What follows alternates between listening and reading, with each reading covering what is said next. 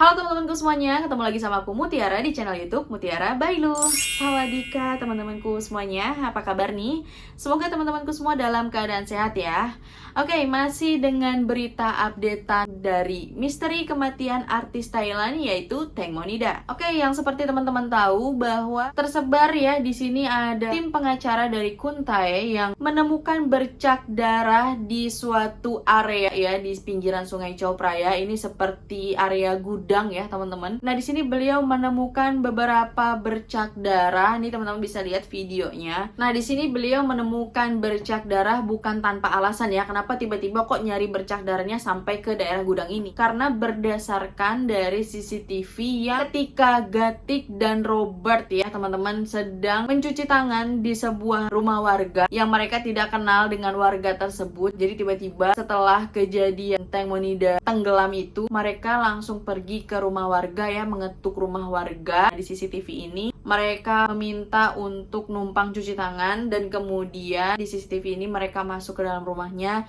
Nah, kebetulan rumah ini dekat dengan area gudang tersebut. Maka dari itu Kuntai ini salah satu tim dari para pengacara mencari sampai ke gudang ini dan kemudian ditemukanlah bercak darah tersebut. Tapi ketika Kuntai berada di gudang itu dan beliau menemukan bercak darah, Kuntai tidak membawa benda atau apapun yang bisa membawa bercak darah itu pulang ya untuk dilakukan penelitian gitu. Jadi Kuntai memutuskan untuk pulang dulu, membawa sesuatu barang tisu atau apapun untuk membawa bercak darah itu untuk diteliti. Tetapi ketika Kuntai ini datang lagi, tiba-tiba bercak darah itu sudah tidak ada. Jadi ada seseorang yang telah mencuci bekas bercak darah itu ya teman-teman. Karena di situ ada bekas air, bekas disiram air ya. Jadi tidak ada lagi bercak darah di gudang itu. Nah di sini perlu dicurigakan juga ya. Karena di sini banyak masyarakat yang bilang juga, nggak usah ngadi-ngadi deh, masa sampai ke gudang itu sih? Masa iya Teng Monida digotong-gotong dulu dibawa ke gudang itu untuk dianiaya sehingga ada bercak darah di situ. Nah banyak juga masyarakat yang bilang nggak mungkin di gudang itu adalah bercak darah Tengmo, sepertinya itu adalah bercak darah ikan lele aja. Tapi kita berpikir lagi, kenapa kalau memang itu hanya bercak darah dari ikan lele, kenapa ketika pengacara Kuntai balik lagi darah itu sudah dihilangkan? Nah ini yang bikin curiga ya sebenarnya, kenapa harus dihilangkan? Sepertinya begitu kuat sekali ya teman-teman pengaruh dari VVIP ini dalam melindungi semuanya ini dan menghilangkan barang bukti, sehingga bukti apapun yang ditemukan langsung sebisa mungkin mereka musnahkan. Menurut aku pengaruh dari VVIP inilah yang sangat besar sekali ya, sehingga kasus ini sulit untuk diungkap.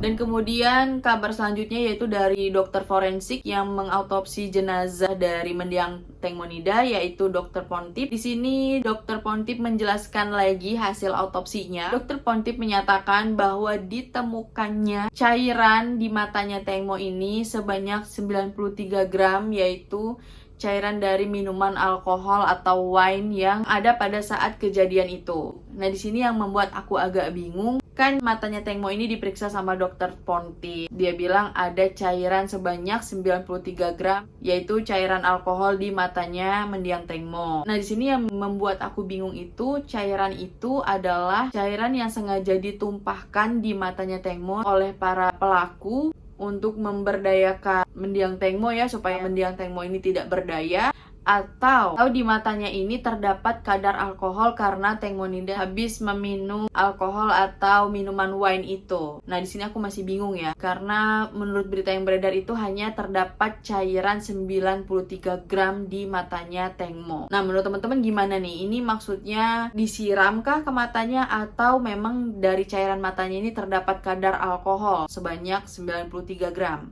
Oke teman-teman bisa komen ya kalau teman-teman tahu mengenai 93 gram itu asalnya dari cairan matanya itu karena disiram di matanya atau memang kadar alkohol yang terdapat di cairan matanya. Tapi menurut aku dari keterangan yang diberikan oleh dokter Pontip ini belum spesifik ke pelaku ya, belum spesifik menyatakan bahwa ini adalah mati penyebab penganiayaan atau pembunuhan. Dari keterangannya dokter Pontip ini masih umum ya sifatnya menurut aku, karena ini kan cairan alkohol ya, yang kita tahu bahwa mendiang mendiang Tengmo ini tidak bisa minum wine banyak karena mendiang tidak minum wine. Tapi seperti yang kita lihat di awal video ketika mendiang Tengmo ini bernyanyi gitu ya, di video terakhirnya itu kan terlihat mendiang Tengmo sedang nyanyi, itu terakhirnya mendiang minum wine. Menurut aku mungkin mendiang ini bukan sama sekali nggak minum wine. Mendiang ini minum, tapi mungkin hanya sebagai sociality aja, menghargai mereka. Nah makanya itu mendiang Tengmo ini minum. Mungkin mendiang Tengmo ini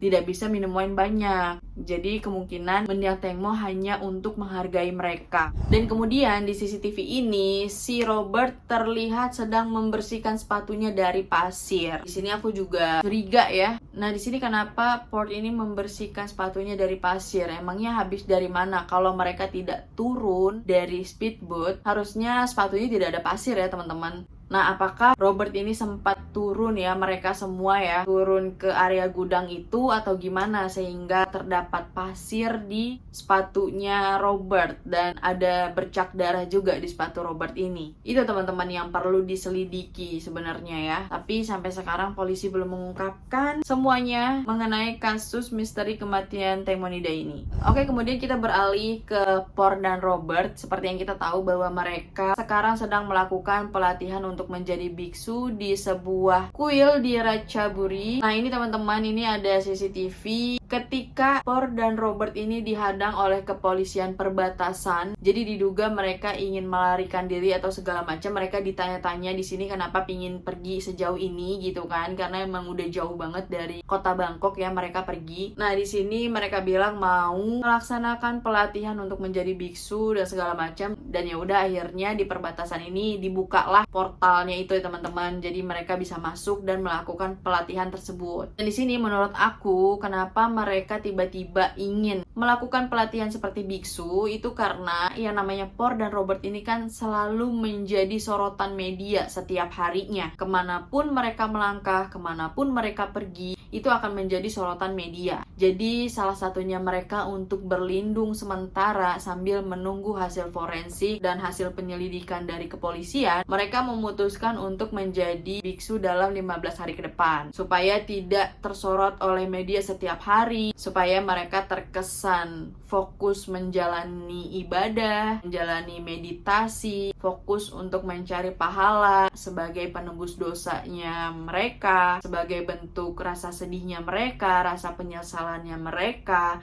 ingin membuang sial. Makanya mereka berdua, Port dan Robert, dibotakin seperti itu. Macam-macam lah ya simbol dari mereka berdua melakukan cukur rambut tersebut. Jadi itu alasannya, karena menghindari media dulu untuk sementara. Karena kalau mereka gerak-geriknya selalu diawasi media, itu kan membuat mereka tidak nyaman juga. Jadi itulah cara mereka untuk menghindar dari media juga teman-teman.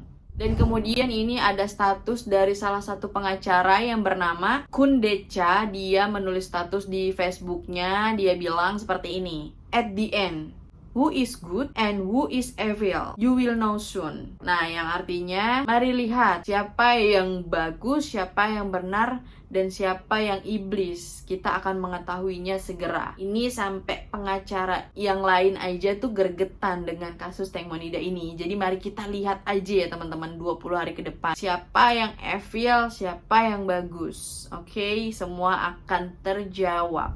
Dan di video ini Port bilang bahwa dia tidak akan melarikan diri, dia akan bertanggung jawab, semuanya tenang aja. Saya hanya ingin melakukan pelatihan ini selama 15 hari. Saya tidak akan kabur kemana-mana. Jadi untuk semuanya tolong nggak usah khawatir, kata dia seperti itu teman-teman ketika diwawancarai. Dan Port bilang setelah mengikuti pelatihan selama 15 hari ini, mereka akan mengikuti dan menaati apapun yang polisi minta demi perkembangan kasus kematiannya mendiang Tengmonida.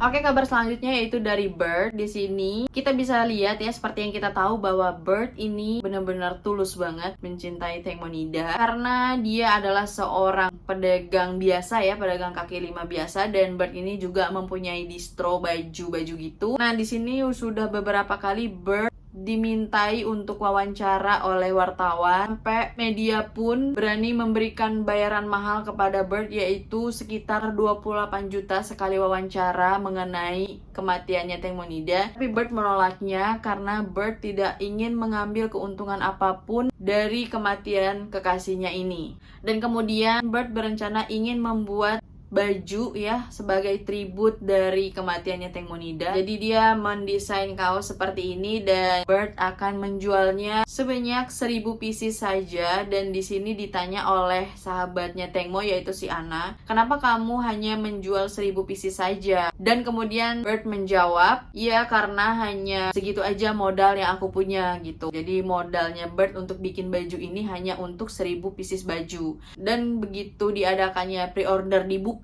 itu langsung membludak banget, yang order banyak banget, langsung sold out. Bahkan aku pingin order pun belum sempat kesampaian ya teman-teman. Semoga aja ada batch keduanya, dan aku juga pingin order sih untuk suamiku pakai. Nah, di sini Bird terlihat sedang merancang sendiri tulisan di bajunya itu ya, Stoner BKK gitu. Dan di sini juga Bird yang memilih warnanya, sedang mengukur semuanya ya. Dan ketika sahabatnya Teng Mo ini, si Ana nanya, kenapa cuman 1000 pieces baju doang? Ayo dong buka yang banyak supaya semua kebagian. Tapi kan karena keterbatasan modal yang Bird punya, dan Ana ini menawarkan bantuan, aku bisa bantu untuk memproduksi lebih banyak baju lagi. Tapi Bird menolaknya. Dia benar-benar ingin hasil dari upaya Bird itu sendiri ya teman-teman. Jadi Bird ini benar-benar tidak ingin merepotkan siapapun dan tidak ingin mengambil keuntungan dari apapun itu mengenai kematian Teng Monida.